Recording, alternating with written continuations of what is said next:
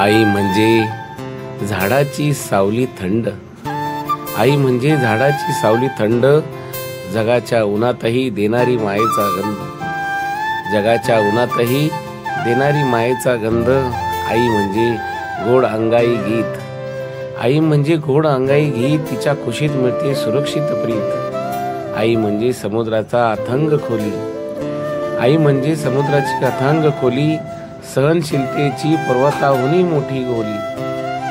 आई म्हणजे नदीचं अखंड वाहन, सतत देणं कधी न थांबणार राहणं.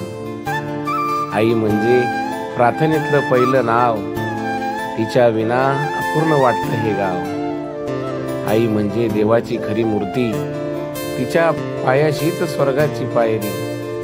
आई म्हणजे हातातलं उबदार स्पर्श, जगण्याच्या प्रत्येक जखमेवरती शीतल फुंकर. आई म्हणजे आत्म्याचं अनमोल गाणं, तिच्या विना जीवन अपूर्ण भासणारं स्वप्न.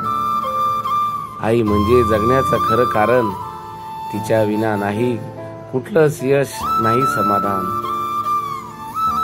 आई मुंब्रा देवी आमच्या आईचं स्वरूप आहे. आई विना हे जीवन व्यर्थ आहे.